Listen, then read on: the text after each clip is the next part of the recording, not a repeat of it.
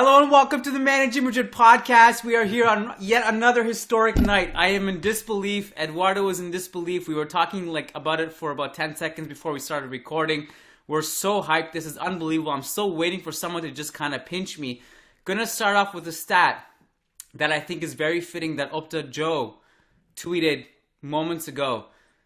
It reads, since the 2003-2004 season when the last 16 was introduced, Real Madrid are the first team to lose a match in the last 16, the quarterfinal and the semifinal in a season, and still reach the UEFA Champions League final. So we all unanimously kind of agreed that the PSG game was one of the most memorable nights of my life, our lives, and somehow it's like a distant memory now because what we did today somehow 100x'd what happened against PSG.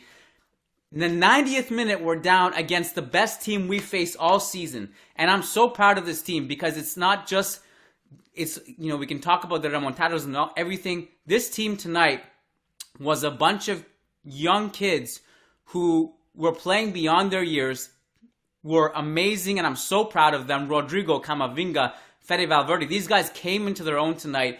On the season on the line, played with so much composure, so much dignity, so much effort, so much it was unbelievable.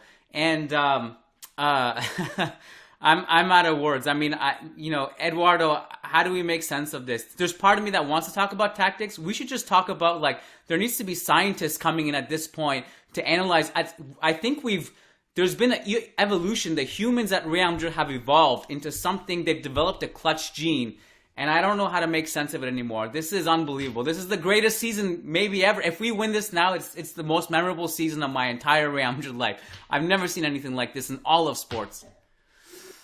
I know this is going to sound like blasphemy, but I don't need to win anymore. We've eliminated PSG, Chelsea, and City in the same season with a team that's terribly flawed, with two of the top earners of the club not playing more than 10 minutes of Champions League football. So money that could be very well spent in other areas of the team that really badly need some reinforcement. And we've done it in such an amazing manner because it's not like we played at the counter and waited. And it was just that we always waited until it looked like he was completely out of reach and suddenly pouncing like killers. And the most I was talking about this is that change of the guard that we were demanding Ancelotti to do bit by bit during the season. He's done it in the Champions League and he's finished this match with all the young guys that we wanted him to play since September. He's done it his own way, and we've seen how amazing those guys have been. You were mentioning this. I cannot be emphatic enough about that. Camavinga has been marvelous. It's just I have no adjectives for Camavinga. Rodrigo, well, what can we say? He scored twice in extra time. It's in other time. It's just such a feeling that, again, we can discuss a lot of tactics, and we saw the gaps, and we saw who was not performing well, and we knew that we were going to suffer with Alaba in the build-up. We knew that Militao has gone down very drastically in his level. We knew that Mendy was not fit, and again, this was and with all those issues against the top side that, Guardiola has the luxury of having Gundogan on the bench or Sterling on the bench, who looked on the weekend. Sterling was looking really, really sharp. They have so many options. They have spent so much money, and with just a bunch of kids in a back four that was far away from top level. We've seen the resurrection of Carvajal. there's so many things to comment, and none of them are tactics. I think it's just a mental thing. From 2 hours before the match, everyone around the stadium was screaming, yelling, locked in, completely mentally in, and I think when it was the 40th minute of the second half and it was looking like we were gonna lose, it's amazing because it feels like it's bad for the other team to score. We start to playing and they had a few chances after they scored anyway, but it seems like it's this team only plays its best when they're up against the wall and they're in a desperate situation, and they were today again. I didn't think they would pull it off again, and they did. So I don't even need a win in Paris. I'm happy. This has been such a lesson on outperforming themselves and keeping us on our toes in every match, just waiting for something unexpected to happen, and it always happened. That I'm really glad with this season already. Very, very glad. Of course, tomorrow morning, if you ask me, I want to die and win in Paris no matter what. But today, I'm just really happy because this has been an amazing journey from the beginning. I mean, we lost to the bloody Sheriff at the Bernabeu. Remember how the season started. This has been an amazing performance in terms of how a team that on paper would be a 7 ended up defeating 3 of the top sides in Europe, 3 of the top 4 probably in terms of personnel, coaches, and cash for signing. So this is happiness, ladies and gentlemen. Look, it's house money. Some would call it house money at this point. I kind of was ready that if we had lost this game, I would have been generally okay with the idea. Like even when we were down 1-0 in this game and down 2 goals on aggregate, I had already started talking myself into like, well, look, I think this team has a pretty bright future. We won the league and we are set up pretty well. We got pretty far, and we got to know a lot about what our squad looks like and what it needs, and we got to know the character of a lot of players. And I was like, this is fine. At that point, when I actually even was, I mean, at that point, like, I had kind of admitted, like, you know, there was a part of me, maybe like 1%, that was like, it's possible. If we get like 1 in the next 2 minutes, at least they'll put some pressure on. I didn't expect that. But they figured out a way somehow. But we can bring it back a little bit before the remontado started. Mendy goal line clearance. Courtois with 2 huge saves. And at that time, I was like, you know, I think a lot of teams would have conceded the third. And maybe there's some little bit of luck not conceding the third. But they... The second. Sorry, the second, but down, but down 3 goals in aggregate. Yeah. I think a lot of teams would have conceded that goal, and they just kept it alive somehow. They just kept it alive, and they made the effort to do so. It's not like it wasn't pure luck. Mendy tracking to make sure that ball gets saved off the line was a huge intervention, and there was a lot of heroic defending throughout. Just like right after the Mahrez goal, just before we scored our first goal, and throughout extra time, the Mendy, who got a lot of criticism in this game for his lack of attacking contributions, rightfully so, to his credit, he put it out on the line. Nacho too. Nacho, pure heroism in the entirety of extra time. And the Courtois saves, I mean, and they weren't just saves. They were incredible saves. On Cancelo, that shot was going top corner, and I think the other one was Bernardo Silva. Grealish, that's right. Grealish with the foot. They kept it alive for Rodrigo to come in. But so were you done? Had you admitted defeat, or were you like, or did you feel like as a responsible Madridista you had to have at least some faith that somehow this would work out, or like what were you feeling?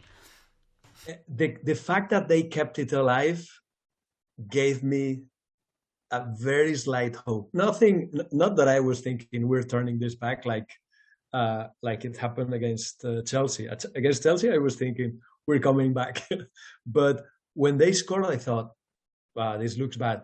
But the fact that they missed those chances to kill us, I thought a couple of times, man, we can.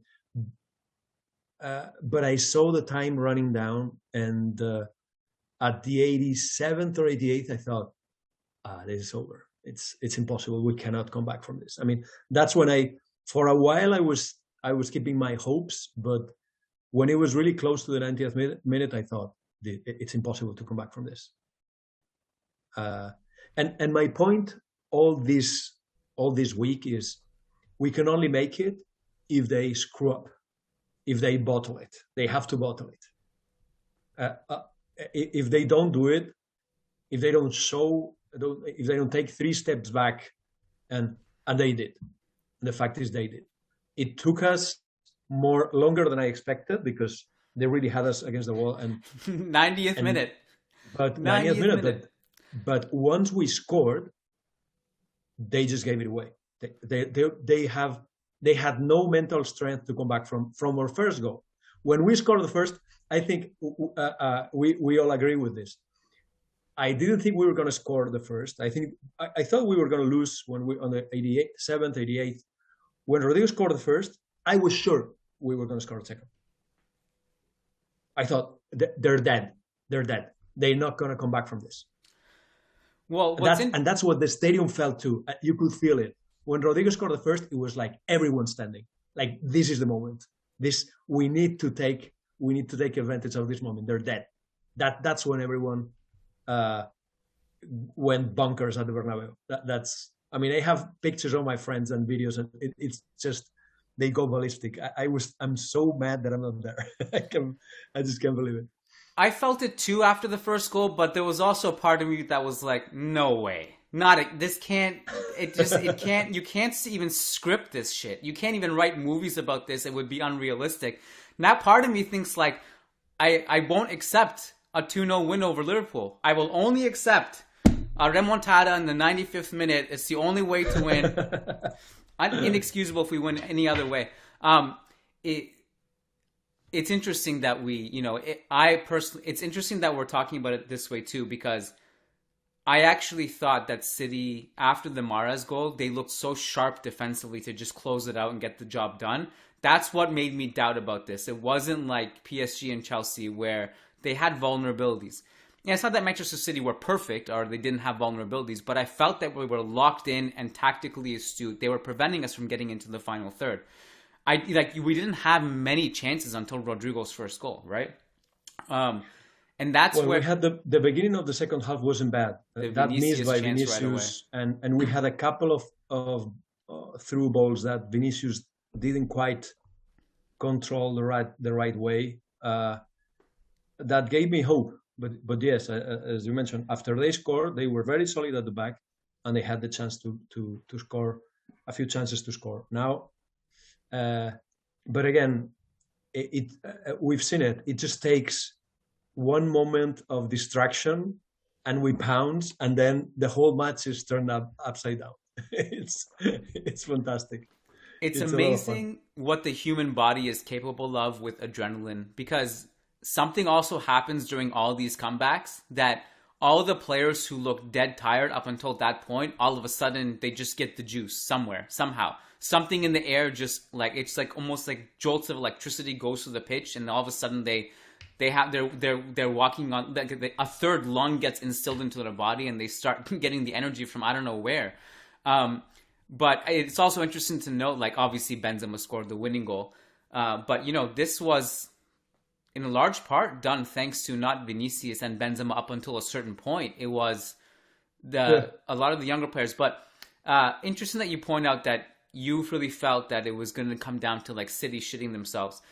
And they wouldn't necessarily strike me as a team that would, although Atletico made them very uncomfortable at the Wanda. But I will say, watching through it live, I started to get reminded, oh yeah, this team has the same demons that PSG have. They have the same mental barriers in the Champions League. They probably sense it at some point, like, are we going to really fall again? Like, are we really going to do this again after being such a good team all season? It must have entered their mind at some point. I'd be curious to know what Guardiola says after the game. We're recording this probably while it's happening, but And they don't have. I can see a leader, and if you take De Bruyne off the pitch, which was most City fans were criticizing Guardiola because of that decision. De Bruyne is the closest player to a leading role that they have. De Bruyne was telling off Mahrez in the first half because he made the wrong decision. I mean, it is the guy who's actually telling the team how to move, together with Bernardo Silva. But Bernardo Silva is less vocal, just acts less in terms of telling players what to do. But when you don't have one of those players, and you have several players that, to me, I mean, Laporte, Ederson, there's a few players there that are not mentally strong. I mean, they can be bossed by the competitors. I saw Ederson really hesitant today, really hesitant today. A number of players, and every time he scored, we scored, his reaction was defeat. I mean, I saw I see other goalkeepers conceding and reacting like, "Come on, let's wake up." His reaction was defeat. It was like, "Oh." All his body language is not good. But again, there's a few players of those and none that yells and screams. And on the other side, on our team, we now have like 11 Sergio Ramoses. It's crazy. I mean, he used to be the guy telling off other players, but now no one needs to say anything. They're all so locked up that there's a collective did you see at the belief. end at the beginning of the first half? There's this play when it's a cross by City and Casemiro asks for the ball. Casemiro heads the ball to a corner kick, and Benzema was behind him, and I think he yelled Casemiro for the ball because he had an easier header to clear the ball, and Benzema started yelling at Casemiro, and Casemiro was laughing at him. It was like, "Come on! I mean, I know, I know I made a mistake. You don't need to tell me." It's kind of, we're all psyched to win this match. Don't worry, you don't need to yell at me. It's a completely different reaction. You wouldn't see, and both were laughing after that. You don't see that on City. You don't see that, and that tells a lot. Again, tactics really important, especially playing against Guardiola. But what makes a team react in that way is something mental. And the level that this group of players has reached in terms of self-belief after this season is just out of this world. Out of this world. I noticed that Ewan McTeer is here. He just joined. So Ewan, if you can unmute your microphone and just introduce yourself to those who don't know about your greatness. I'm sure there's no one in this chat, but I just wanted to welcome you to the show. You there? I'm here. I was out of this world. Now I'm in it. I'm very much here. I think we've been recording for, let's say, 20-ish minutes, and so far what we've done is just talk about how unbelievable this whole thing was.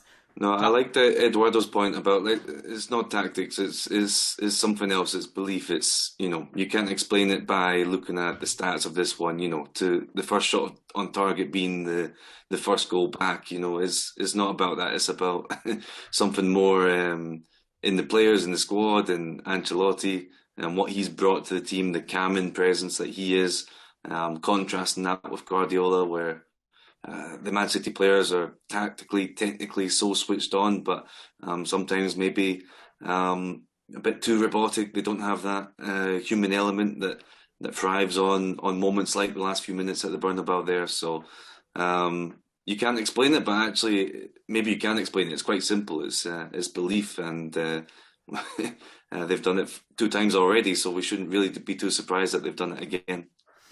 Yeah, I think it's... I imagine you already said all that, but... in different variations, not to your unique perspective and analysis, obviously. Different accent. I just wanted to say, like, I think there's going to be a lot of, like, whatever. Maybe City were the better team, Real Madrid were lucky or whatever. I wanted to say something about this game in particular. I actually thought Real Madrid played well. And this was also unique in the sense that I think this second leg, although it was a blitz that changed the game at the end, tactically they were astute, whereas in previous games they haven't been. They really zipped up their defensive structure. It wasn't as open. That hurt them offensively, admittedly, but it also kept them in the tie until the end. The XG chart was dead even. The possession was dead even. And then after Rodrigo's first goal, Real Madrid were just a better team, I thought, till the end. So I thought that was important to recognize, like, while we talk about the belief and all this energy and stuff, I actually thought we were pretty good. I think there's like things that you can complain about. Maybe Vinicius didn't have a great game. You know, maybe we didn't generate as many opportunities as we wanted to. I thought Kyle Walker was really important for them until the point where he was injured in making Vinicius uncomfortable. But we played, our overall balance and structure was pretty good. And I wanted to also give a hat tip to Casemiro, who, we're talking about energy and these weird voodoos and stuff. There's no way Casemiro's not casting a spell on the referee to not, like, somehow he escaped 800 yellow card instances. But that aside, him just hovering in the right zones defensively was so huge. He was an aerial presence for us in the box. He was blocking crosses. He was blocking shots. He was winning the ball at the top of the box. He was huge. And then obviously when he came off the field, Camavinga just went into a different dimension and basically was Di Stefano tonight. And so he kind of took over the mantle. But I thought it was a good game tactically. I'm curious to know what you guys, what your take on that aspect of it is. One thing that I thought we really lacked up until the point that Rodrigo came in was someone attacking João Cancelo, who I think, is a good defender. But, the fact that we didn't test him or at least try to take advantage of maybe some of the opportunities where he was up the field was a little bit, was something that we just didn't take advantage of enough. And Fede Valverde is fantastic. He's a really good two-way player. He's a good ball carrier. He provides great energy. His tracking in this game was really good. He's just a different profile from Rodrigo, right? He was part of the reason why we were solid. Our structure was solid, but I also really, really enjoyed him in the double pivot role when he and Camavinga shared that role and held it down. And that's, again, this is just me saying that is remarkable that we had Camavinga and Fede as double pivot to close us out with 4 attackers. And really they really had to hold it down. They did it. From the two-way presence for both of them was amazing. But I liked Fede in that role more. And what I thought Rodrigo did really well, he picked it up right away. And extra time, he actually made it a point to actually go at City a little bit and dribble. And no play impressed me most, apart from the 2 goals, obviously. There was that sequence in extra time where he picks Jack Grealish's pocket and then carries the ball up the field and then dribbles past Zinchenko and then gets fouled. That was just a huge, just a breathing point for us. I love that so much. Amazing. I mean, we're in a situation now, I can't reiterate it enough. We look good for the future. We talk about the passing of the torch from the KCM midfield for years. We're so well built for the future, especially with Mbappe coming, that I think this team is in a really good place. And I think if we have Rodrigo as the super sub guy, I mean, this attack is looking pretty scary. So, I mean, someone actually mentioned to me, I forget who it was, they're like, hey, aren't you worried that Rodrigo will actually maybe look at this, be like, hey, I'm kind of too good to be coming off the bench for years? I think we're a ways away from that still. That we can cross that bridge when we get there. Right now, I'm pretty sure it's going to work out. But I worry less about, we keep on talking, who should we bring back? Is it Kubo? Is it Brahim? What should we do with Asensio? That point becomes a little bit moot to me eventually, because if we just have Rodrigo as the guy, and then, I'm pretty happy with that depth, and the rest of it, we can kind of figure it as we go. I gotta say though, and this is not the highest talking point, mentioning Asensio and passing for a second, he worked hard today, man. I mean, there's so many games where Asensio does the thing where he scores and does nothing else. Today, I thought he put his energy out there, worked hard, tracked, was there. You felt his presence. That was important to me to see that. Yeah, I mean, Asensio is basically now what Lucas Vasquez was 2 years ago when Lucas Vasquez used to be a winger. He's the guy that maybe if you look going forward and you have Mbappe, Benzema, Vinicius, and then Rodrigo's the fourth forward, and then you do need a fifth one, someone else who can another winger at least in case when there's suspensions and injuries, which there will be. You want to keep Asensio again for that point of view of he's a slightly different profile, to Vinicius, to Rodrigo, he's not a young pacey winger, but he works hard. He can still shoot from distance. We've seen that this season. He can drop deeper in midfield if he needs to, the way that Rodrigo or Vinicius can't really do. So he brings something different too. Not a major talking point, but there's certainly prospects for the future, which Asensio I think you can still include in the future because he's young enough to be included in the planning for the next 3 or 4 years. What was your read on Vinicius' performance in this game? How would you grade his performance? I mean, he looked tired more than any player I think in the Real Madrid team, which kind of makes sense because I think of all the rotations in the last few weeks, he's the one that's been rested the least. But I think that was also partly that Walker was so good and is a lot quicker than pretty much most players Vinicius has gone up against all season. So it's hard to know, is it Vinicius being slower? Is Kyle Walker just faster than the right backs of Elche, Levante, etc.? So maybe Walker made Vinicius look tired, but at the same time he was still looking for the ball, trying to get involved, motivating the crowd, which is something we've seen that from Vinicius. I think the first time I remember was the almost Copa del Rey comeback against Real Sociedad just before the pandemic. The 4-1 that was 4-3 almost came back, and that was when Vinicius wasn't always starting. He started, he played the whole game. He was really connecting with the crowd there, and he does that. And it's not just gesturing for the sake of it. He really does connect with the crowd because he puts in that effort as well. He does it at the right time when he's won a corner or something like that. So, he's always important. You want to keep him there. But yeah, certainly not his best performance, but of course it's a Champions League semi-final. When have Real Madrid ever won a Champions League knockout game with all 11 players having their best 11 performances of the season? Yeah, one of my favorite things he does. I mean, Benzema neither. This was one of Benzema's poorest matches of the season. We haven't really said that, but it's true. But I mean, he was clearly an alien in that moment where he scored the penalty, because I can't even imagine, if I'm sitting at home watching this game feeling pressure, I can't imagine what he's feeling. But obviously he is just way more immortal than I'll ever be. But one of my favorite things that Vinicius does is he does the thing where he hypes the crowd up. I mean, it took less than 1 minute for that to happen. I think it was the first corner of the game. Right away, he got the fans into it.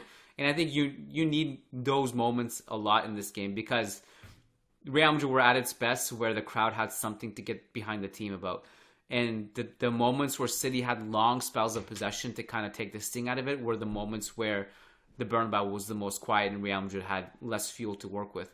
I think part of the thing with Vinicius too is, and I saw quite a few people asking maybe he should be subbed off. And to me, you always keep him on because he can have that moment of brilliance, even if it's 98 minutes of inefficiency. He can have that moment in the 99th minute. He's that type of player. That's why he's a superstar. But I think part of the problem with him today was, I agree with you that he looks tired in the sense that he looks a little bit leg heavy sometimes, just latching onto those through balls. We actually were hurting City quite a bit in that half space with the same diagonal ball through them for Vinicius to latch on into the box, and his touches were just kind of poor. But I think one of the things that was challenging for him in particular in this game was that Kyle Walker was really, really good. I gotta say, I'm impressed with Kyle Walker in this game.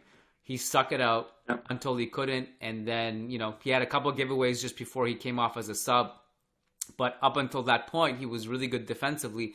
And even when Vinicius would take a touch past him, on the rare occasion, City had multiple bodies to throw at Vinny, and it was hard for him. He didn't have space. I mean, this is part of the growing pains, right?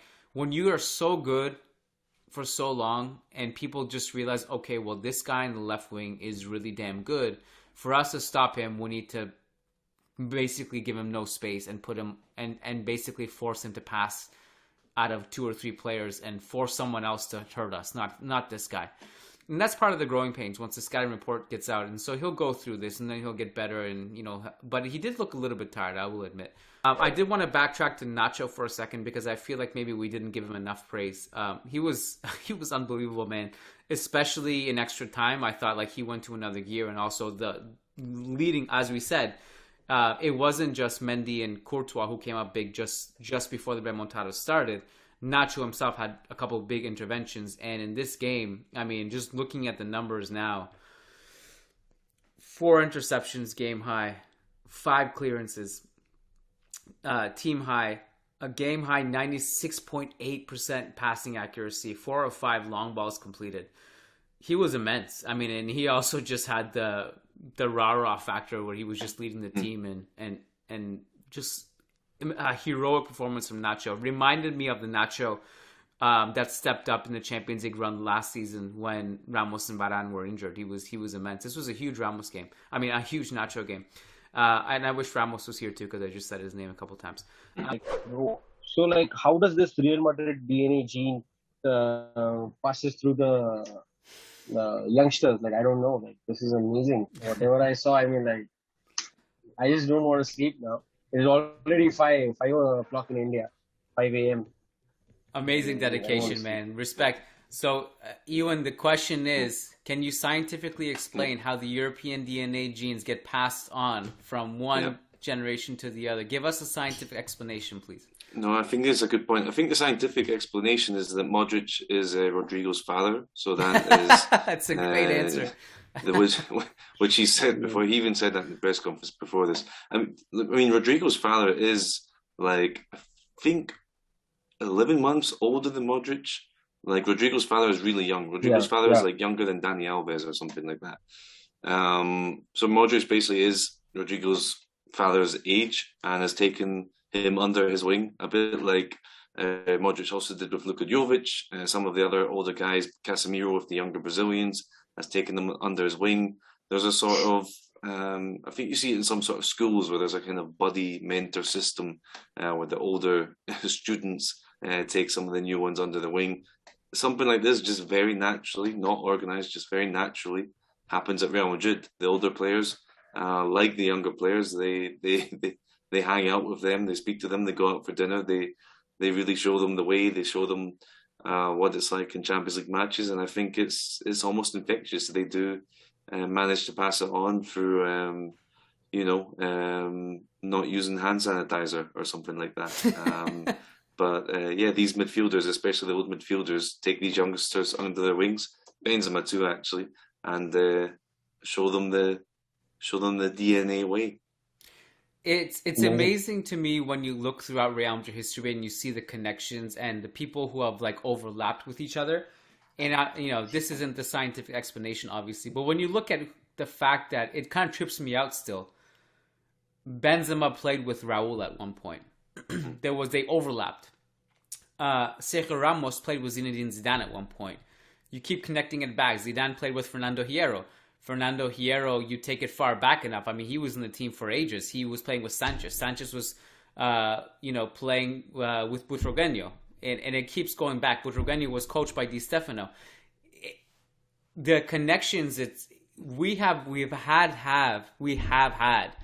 the privilege of a lot of our legends staying for a long time and learning a lot and then implementing a lot of the stuff they learned and then passing it on. I think there's probably something there. Even just staying around the club. I mean, Butragueño was there as the director of institutional relations, and you saw it at the end of the game, at least on the broadcast I was watching. They cut to Valdano on the sidelines, standing there watching the game. They cut to Seedorf, who's in town, over to watch Real Madrid. To have Valdano so close to the club, there with the players, he's there as a pundit now, but takes the time to speak to these guys. Roberto Carlos is around Real Madrid TV. Even some of these legends, I know what you're saying, Keane, some of the fact that so many of them have played together, guys that you wouldn't think of, which is probably an interesting kind of quiz question at some point, is to work out which players played with who that you might not have remembered. But even the legends that never quite cross paths. So many of these guys stick around the club because for most of them it was the biggest club they ever played for, the club they played for the most years for. And Madrid's a nice city to live. They all still live here, all these guys. So even Zidane, when he quit, he still lives in Madrid. So these guys are around the club. They're there. And, I'm sure Sergio Ramos, whenever he retires, he's going to be back around, rubbing shoulders with some of these younger guys coming through. And I think, to go back to the original question there, I think that's how you pass this on, is that the guys who have won these trophies in the past, had these remontadas in the past, they're still there. They're still part of the furniture. Nice article in the Managing Madrid blog. Wonderful lads that do a great job there. And worth reading about that man there. Karim Benzema needs the rest, and the numbers reveal why. Times ended up almost looking like a 6-3-1. Some very good writing about that on the Managing Madrid website. First-rate podcast as well. Of course, Fede Valverde was a huge part of the equation.